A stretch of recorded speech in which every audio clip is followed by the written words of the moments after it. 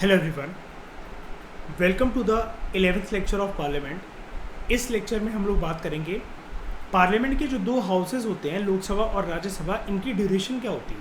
मतलब ये किसी न किसी समय तक तो रहते होंगे ना, यानी कि जब चुनाव हुए या इलेक्शंस किस हाउस में होते भी हैं कि नहीं भी होते हैं, उन सब चीज़ों को देखते हुए हम बेसिकली ये जानते हैं कि एक बारी अगर चुनाव के बाद इनका जो फर्स्ट डे है जहाँ पर मेंबर्स ने ओथ एफर्मेशंस वगैरह ले ली है, वहाँ से लेकर कब तक ये दोनों के दोनों हाउसेस टिके रहते हैं। सबसे पहले बात करते हैं अपर हाउस की, राज्यसभा की ड्यूरेशन की। राज्यसभा देखो, सबसे पहले जो है वो बनाया गया था, कॉन्स्टिट्यूट करा गया था 1952 में। ये एक कॉन्टिन्यूइंग चेंबर होता है, तो यानी कि इसकी ड्यूरेशन की बात करना ना अपने आप में ही एक पहेली को सुलझाने जैसा है। ये कॉन्टिन्यूइंग चेंबर है, एक परमानेंट बॉडी है एंड ये डिसॉल्व नहीं हो सकता। तो ये एक परमानेंट बॉडी है, ठीक है, ये डिसॉल्व नहीं हो सकती। अब क्या है, ये डिसॉल्व ना हो तो इसके लिए प्रक्रिया क्या कर रखी थी, इसको परमानेंट जो है अगर बनाया गया शुरू में 1952 में, ये डिसाइड करा होगा इन्होंने कि यार एक हमें अपर हाउस बनाना है, इसके इलेक्शंस वगैरह नहीं होंगे, इसको परमानेंट रखना है। क्यों? यहाँ पर जनता के डायरेक्ट जो है प्रतिनिधि चुने हुए नहीं जाते इस हाउस के अंदर, तो हम इसको परमानेंट ही बनाते हैं। हम इसको डिसोल्यूशन वाला हाउस नहीं बनाएंगे। ऑटोमेटिक डिसोल्यूशन भी जो होती है, जो नॉर्मल डिसोल्यूशन होती है कि भाई मेंबर्स ने ओथ एफर्मेशन ली चुनाव के बाद, पहले दिन वो घुसे और वहाँ से लेकर 365 डेज इंटू 5 ईयर्स जो है 5 साल पूरे निकालने के बाद वो ऑटोमेटिकली डिसॉल्व हो गया, चाहे भले वो 5 साल से पहले डिसॉल्व नहीं हो रहा। लेकिन राज्यसभा के केस में ये नहीं हो सकता, क्योंकि यहाँ पर जनता के द्वारा डायरेक्ट चुने हुए प्रतिनिधि नहीं है। यहाँ पर वो एमपी नहीं है। एमपी तो टर्म यूज़ करी जा रही है, कोई भी जो पार्लियामेंट का जो मेंबर है वो एमपी ही है, मेंबर ऑफ पार्लियामेंट ही है, क्योंकि वहाँ पर तो 2 हाउस होते हैं। लेकिन सिर्फ एक ही हाउस के अंदर जनता के द्वारा डायरेक्ट चुनी गई प्रतिनिधि होती है, वो होता है लोकसभा, ना कि राज्यसभा।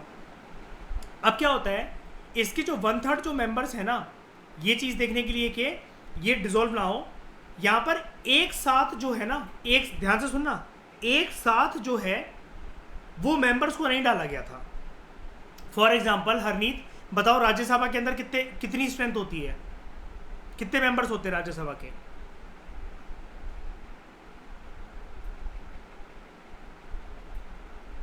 अरे 250, ठीक है, 250 के मान लें हम लोग मयूर। अब क्या होता है, प्लस ये जो 250 होता है ना, इसमें वो 12 मेंबर्स इंक्लूड होते हैं। याद है हरनीत, जिनको प्रेसिडेंट नॉमिनेट करता है 4 फील्ड से, literature, art, science and social service, ठीक है। अब क्या था, जब शुरू में राज्यसभा को कॉन्स्टिट्यूट करा गया ना ठकुराइन, तो वहां पर ना एक साथ ये 250 मेंबर को भर्ती नहीं करा गया, ये पार्ट्स में करा गया। कैसे? पहला जो साल था, फॉर एग्जांपल मान लो वहां पर डाले गए 100 मेंबर्स। जो तीसरा साल था वहां डाले गए 75 मेंबर। जो 5वां साल था फिर वहां डाले गए 75 मेंबर्स। हो गए 250। मान लो फॉर एग्जांपल, वैसे कि मैं नंबर दे रहा हूँ, उसको दिल से मत लगा लेना, लेकिन आप सबसे पहली बात तो ये है कि इस पे फोकस करो, मैं समझाना क्या चाह रहा हूँ। ये पहला साल, तीसरा साल और 5वां साल। अब मुझे एक बात बताओ हरनीत, इनमें से सबसे पहले रिटायर होने का टाइम किसका आएगा? फर्स्ट ईयर वाले मेंबर्स का, थर्ड ईयर वाले मेंबर्स का, या 5th ईयर वाले मेंबर्स का? होना क्या चाहिए, होगा ही वही। सबसे पहले ये 100 रिटायर होंगे, क्योंकि ये तो तीसरे साल घुसे हैं, है ना, एंड ये तो बिल्कुल लेटेस्ट घुसे हैं। तो जब मान लो कि ये वाले मेंबर्स रिटायर कर गए हरनीत, तो पूरा का पूरा हाउस क्या ये बोलते हैं हम डिसॉल्व हो गया है? बताओ।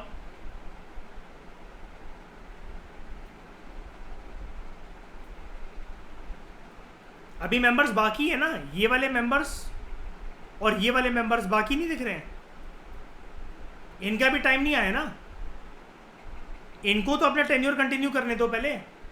क्यों ईशा? बात समझ में आ रही है हरनीत? कोई कंफ्यूजन तो नहीं हो रही? फिर से बताऊं, लोकसभा में जब चुनाव होते हैं सारे के सारे एमपीज क्या एक ही दिन एंटर करते हैं क्या? पहले मुझे ये बताओ, लोकसभा की बात कर रहा हूं मैं। सारे लोग एक ही दिन पर आते हैं ओथ और एफर्मेशंस लेने, एक ही साथ घुसते हैं चुनाव के बाद सारे के सारे 550 एमपीज लोकसभा में? बोलो भाई हाँ के ना? बिल्कुल यस। लेकिन राज्यसभा के केस में ऐसा ना हो, क्योंकि एक बात बताओ ना ईशा, अगर एक साथ यहाँ पर 250 मेंबर्स को डाल दिया जाता और सबका जो टेन्योर है वो खत्म हो जाता, तो जब हाउस खाली हो गया तो ऑटोमेटिक डिसोल्यूशन का रूप तो वो वैसे ही ले लेता ना, बाय डेफिनेशन वो ऑटोमेटिक डिसॉल्व हो ही जाता हाउस। हमें लेकिन इसको कैसा बनाना था? परमानेंट बॉडी बनाना था। अगर परमानेंट बॉडी बनाना है, आप ये कह रहे हो परमानेंटली हमारे घर पे कोई ना कोई रहता है, तो हरनीत इसका मतलब बाहर से मेन ताला नहीं लगा होना चाहिए ना घर पे? अगर आप सच में कह रहे हो कि कोई ना कोई रहता है, तो आपने किसी को बोला हाँ घर चले जाना, कोई ना कोई मिल जाएगा आपको वहां पर। 1/3 जो मेंबर्स हैं इसके हर दूसरे साल रिटायर होते हैं, लेकिन देख रहे हो कितने, हर दूसरे साल कितने मेंबर रिटायर होते हैं? 1/3। अभी हर दूसरे साल रिटायर होने का ये मतलब होता है हरनीत, इसको ऐसा मत समझना ईशा कि 2-2 साल का इनका टेन्योर होता है। ठकुराइन, ये अपना टेन्योर एंजॉय कर चुके होते हैं। राज्यसभा का वैसे इनकी मेंबर्स का टेन्योर कितना होता है राज्यसभा के एमपीज का ईशा, एनी आइडिया? 6 साल होता है। और ये जनता के द्वारा चुने गए डायरेक्ट प्रतिनिधि होते हैं क्या? डायरेक्ट इलेक्शन से आए होते हैं क्या? नहीं। इनकी जो सीट है, कौन सी सीट है जो 1/3 सीट जो वेकेंट हो जाती है, there seats are filled up by fresh elections और presidential nominations at the beginning of every 3rd year. और प्रेसिडेंट कितने मेंबर्स नॉमिनेट करते हैं राज्यसभा के अंदर? 12। कौन कौन सी फील्ड से? 4 फील्ड कौन सी है वो? लिटरेचर, आर्ट, साइंस,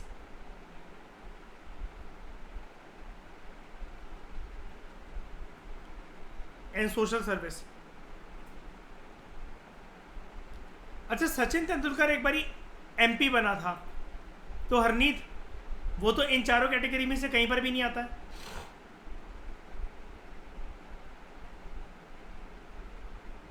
कैसे बन गया एमपी?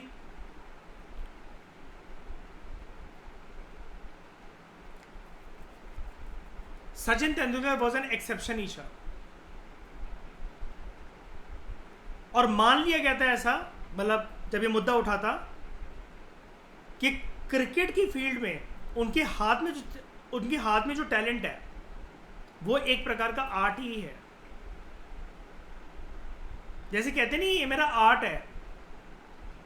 अब आर्ट का मतलब ये थोड़ी ना कि लोगों को पागल बना बना के निकल गए, आप कह रहे हो मेरा ये आर्ट है, मुझे बना दो एमपी। आर्ट बेसिकली यहां पर इसका मतलब ये भी नहीं कि ड्राइंग और पेंटिंग से मतलब हो। You should have a certain amount of, क्या कहते हैं उसको, कैलिबर, आपकी स्किल जो कि झलकनी चाहिए, मनमोहक होनी चाहिए, ठीक है, एंड देखने वाले की नजरें उस चीज के ऊपर, आपकी बनाई हुई चीज के ऊपर टिक जाए। That is art.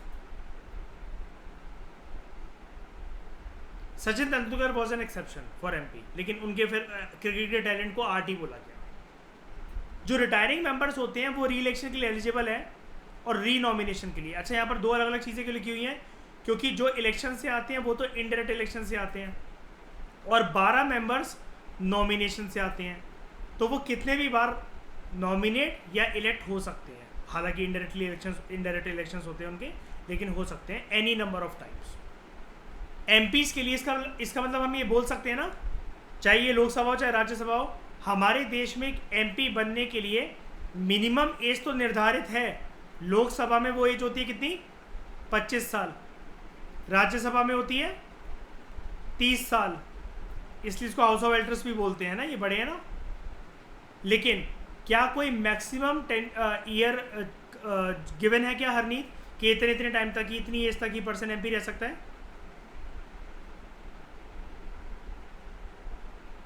नहीं।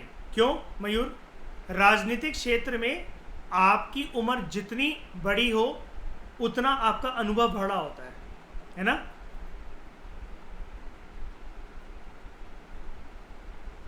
उसके बाद कॉन्स्टिट्यूशन ने जो राज्यसभा के जो एमपीज होते हैं उनकी कोई टर्म ऑफ ऑफिस फिक्स नहीं कर रखा है, एंड पार्लियामेंट को दे रखा है ये डिसीजन। यानी कि देखो ना, राज्यसभा की हमने सारी बातें कर ली, लेकिन हरनीत ये तो एक तिगड़म वाला काम है ना कि मेंबर्स को किश्तों में भेजा गया, फिर किश्तों में उनकी रिटायरमेंट होती है ताकि घर पे कोई ना कोई बना रहे, ये एक परमानेंट बॉडी रहे। तो इसका टेन्योर भी तो डिसाइड करना पड़ेगा ना, कि एक पर्सन जो एक राज्यसभा का एमपी बनकर आ रहा है उसको कैसे पता होगा वो कितने साल तक रहेगा उस हाउस में, है ना। कॉन्स्टिट्यूशन ने इसके ऊपर कोई बात नहीं करी थी, कॉन्स्टिट्यूशन ने पार्लियामेंट को दे दी थी ये जिम्मेदारी। अब पार्लियामेंट को तो जिम्मेदारी निभाना सिर्फ एक ही फॉर्मेट के अंदर आती है मयूर, वो होता है एक्ट या फिर लॉ बनाकर। तो पार्लियामेंट ने संविधान की इस बात की मर्यादा रखते हुए और लागू करते हुए इस बात को, वो एक एक्ट लेकर आते हैं, रिप्रेजेंटेशन ऑफ पीपल एक्ट 1951। हालांकि आरपीए जो है वो उसके अंदर बहुत सारी बातें होती हैं, लेकिन वन ऑफ द बात उसके अंदर ये भी करी गई थी, representation of people act 1950 and 51 के अंदर स्पेसिफिकली ये बोला गया था डैट राज्यसभा के एमपी का टेन्योर कितना होना चाहिए। तो इस एक्ट में ये बोला गया, the term of office of a member of the Rajya Sabha shall be 6 years. Act ने प्रेसिडेंट ऑफ इंडिया को भी एम्पावर करा कि जो पहली राज्यसभा बनी थी, कब बनी थी सबसे पहली राज्यसभा, कब गठन हुआ था सबसे पहली राज्यसभा का साल, ऊपर देखो 1952।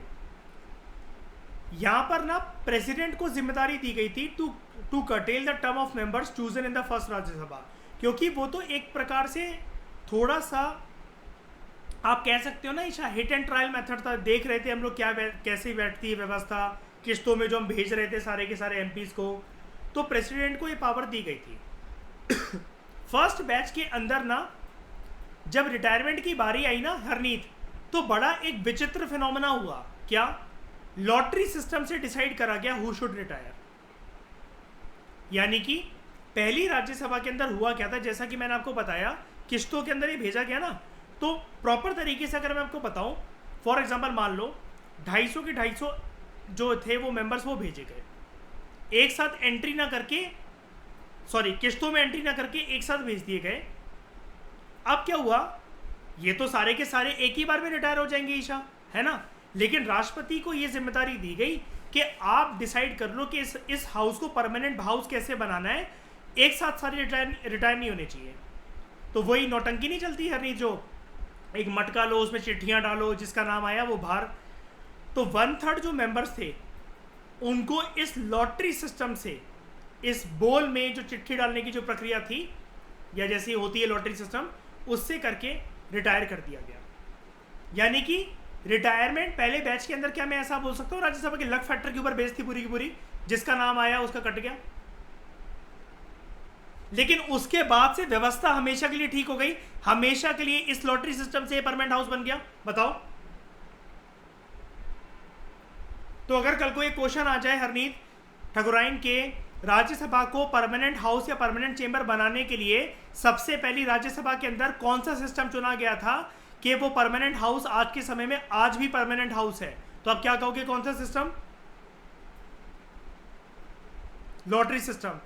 एंड उस सिस्टम को किसने डिसाइड करा था? पार्लियामेंट ने, सुप्रीम कोर्ट ने, हाई कोर्ट ने, काउंसिल ऑफ मिनिस्टर्स ने, या किसने?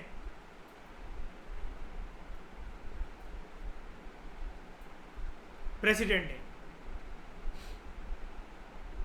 प्रेसिडेंट को यह जिम्मेदारी किसने दी थी?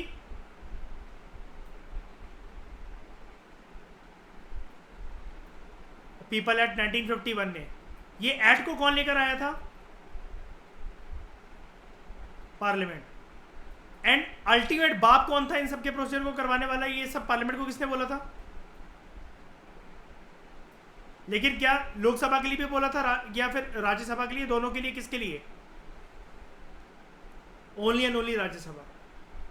फर्दर ये जो एक्ट है ना RPA 1951, representation of people act 1951, इसने प्रेसिडेंट को भी ऑथराइज करा कि तुम एक ऐसी प्रोविजंस बनाओ in order to govern the order of retirement of the members of Rajya Sabha, कि किस ऑर्डर में वो रिटायर होने चाहिए।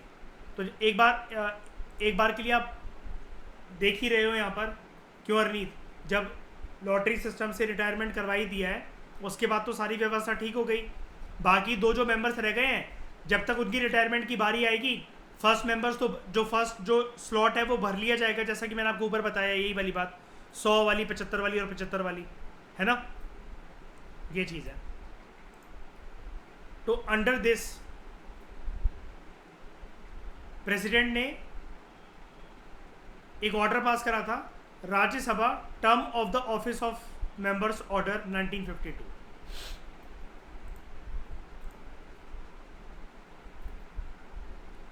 लोकसभा की ड्यूरेशन की बात करते हैं, ये इजी है।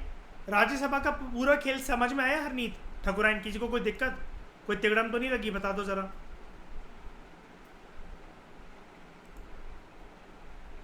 ड्यूरेशन जानते हैं लोकसभा की। अनलाइक द राज्यसभा, लोकसभा एक कॉन्टिन्यूइंग चेंबर नहीं है। इसका नॉर्मल टेन्योर होता है 5 ईयर। अच्छा, इसको नॉर्मल ऐसा क्यों लिखा हुआ है नॉर्मल टर्म? इन्होंने बिल्कुल कॉन्फिडेंस के साथ क्यों नहीं बोल रहे हैं हरनीत ये कि it's fix term is 5 years? क्योंकि ये उससे पहले भी डिसॉल्व हो सकता है एंड 5 साल से ज़्यादा भी एक्सटेंड हो सकता है। एक्सटेंड कौन सी परिस्थिति में हो सकता है बता दो जरा? In extraordinary situations like emergency.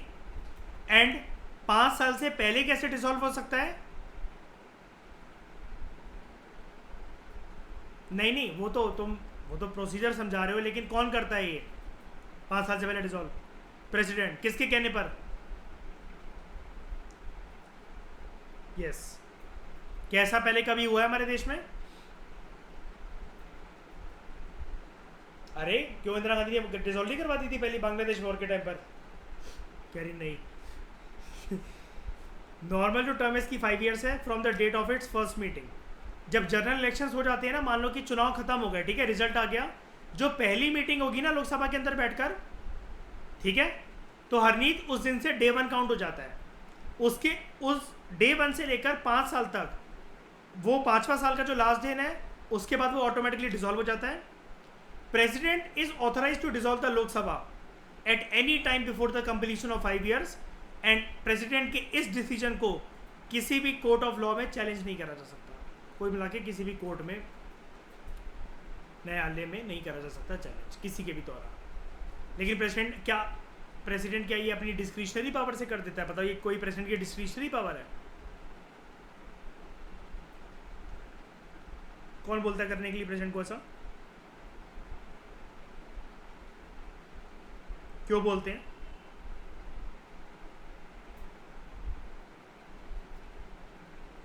नहीं, वो बोलते क्यों हैं? क्यों करवा देंगे डिसॉल्व 5 साल से पहले?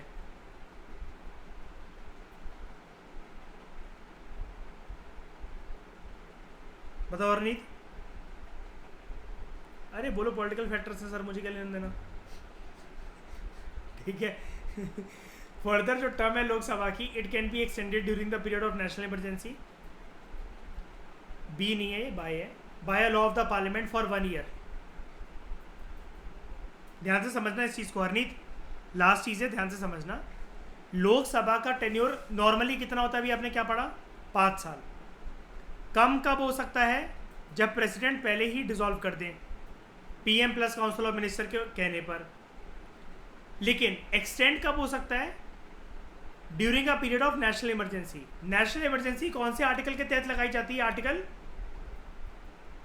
300 है, वो फाइनेंशियल इमरजेंसी होती है। कहाँ घूम रही हो तुम आजकल? क्या हो गया तुम्हारी बुद्धि को? आर्टिकल 352, आर्टिकल 352, ठीक है। कैसे करा जा सकता है ये? पार्लियामेंट के एक लॉ की मदद से। एक बार के लिए जब एक्सटेंशन करनी है ना हरनीत, एक बार के लिए मयूर जब एक्सटेंशन करनी है, मान लो लोकसभा का टेन्योर जो बढ़ाना है 5 साल से ज़्यादा करना है, तो सवाल ये उठता है ना अभी सबसे पहले, तो कितना करा जा सकता है? 50 साल कर दिया जाए, 25 साल कर दिया जाए, 13 साल कर दिया जाए, कब से? नहीं, सिर्फ एक ही साल के लिए बढ़ता है एट अ टाइम। यानी कि नेशनल इमरजेंसी के टाइम पर अगर आपको लोकसभा का टेन्योर बढ़ाना है तो एक बार में वो एक ही साल के लिए बढ़ेगा। अगर एक्स्ट्रा उस एक साल जो मिल गया है लोकसभा को, अगर तब भी नेशनल इमरजेंसी चलती रही, फिर दोबारा एक पार्लियामेंट का कानून आएगा और दोबारा वो एक और साल दे देगा। एक साथ 3-4 साल नहीं मिलते हैं। For any length of time, मतलब ये लिखा हुआ है सबसे पहले 1 ईयर मिलेगा, सबसे पहले 1 ईयर मिलेगा, पहला साल मिला। अगर नेशनल इमरजेंसी तब भी चलती जा रही है, एक और साल मिल जाएगा। फिर से चल रही है लोकसभा को, एक और साल मिल जाएगा। फिर से चल रही है लोकसभा को, एक और साल मिल जाएगा। ऐसे करते करते there can be an number of years, इसलिए लिखा हुआ है for any length of time. यानी कि एक ये जो साल है ना, ये कितने भी हो सकते हैं, अनगिनत हो सकते हैं, लेकिन एक बार में मिलेगा एक साल ही। ये इस लाइन का मतलब। हरनीत, इंटरप्रिटेशन समझ में आई इसकी अंग्रेजी की? बताओ पक्का? ये नहीं, सीरियसली बताओ। However, this extension cannot continue beyond a period of 6 months after the emergency has ceased to operate. मान लेते हैं इस पहले साल को पकड़ते हैं, ठीक है ईशा? 5 साल खत्म हो गए लोकसभा के, होने वाले थे, नेशनल इमरजेंसी लगी अंडर आर्टिकल 352 और एक साल का एक्सटेंशन मिल गया लोकसभा को, ठीक है? अब क्या हुआ, ये मान लेते हैं जनवरी महीना चल रहा था, यानी कि जनवरी से लेकर जनवरी तक पूरा का पूरा लोकसभा के पास टेन्योर था ना एंजॉय करने का। बताओ, एक और साल एक्स्ट्रा बोलो, है ना? लेकिन क्या हुआ, जनवरी सही से गया, फरवरी गया, मार्च के अंदर इमरजेंसी हो गई खत्म। अब क्या ये जनवरी तक पूरा अपना टेन्योर एंजॉय करेंगे अगले साल के? नहीं। कितने टाइम लिखा हुआ है यहां पर? This extension cannot continue beyond a period of 6 months after the emergency cease to operate. Parliament के कानून की मदद से कितने महीने मिले थे टोटल? पूरे 12 महीने मिल गए थे, पूरा एक साल मिल गया था। लेकिन जिस दिन इमरजेंसी खत्म हो गई, वहां से लेकर अगले 6 महीनों से ज्यादा लोकसभा का टेन्योर नहीं रह सकता। यानी कि ये जो लोकसभा है 5 साल के पैरामीटर को तो ब्रीच करी गई है ना। 5 साल प्लस जनवरी एंजॉय कर लिया, फरवरी, मार्च, यानी कि 5 साल 3 महीने एंजॉय कर लिए। अब यहां पर जो इमरजेंसी थी वो खत्म हो गई। अब इसके बाद अगर इस लोकसभा को टिके रहना है, सिर्फ 6 महीने का समय और है। कब तक? अप्रैल, मई, जून, जुलाई, अगस्त, सितंबर। सितंबर लास्ट है, यानी कि सितंबर महीने के अंदर अंदर या मैक्सिमम अक्टूबर के अंदर अंदर क्या हो जाना चाहिए? देयर शुड बी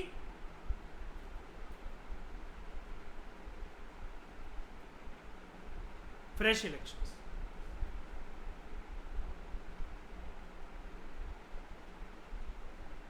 अच्छा, अगर ये मान लो ये इमरजेंसी इस वाली जनवरी के अंदर आके खत्म होती, तो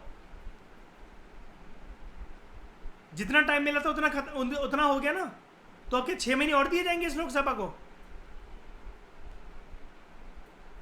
नहीं, फरवरी में ही क्या होंगे?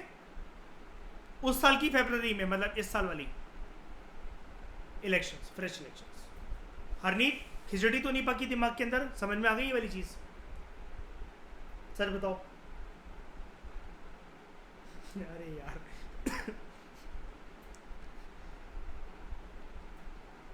तो इस डिस्कशन में दोस्तों फिलहाल इतना ही। Thank you very much for discussion.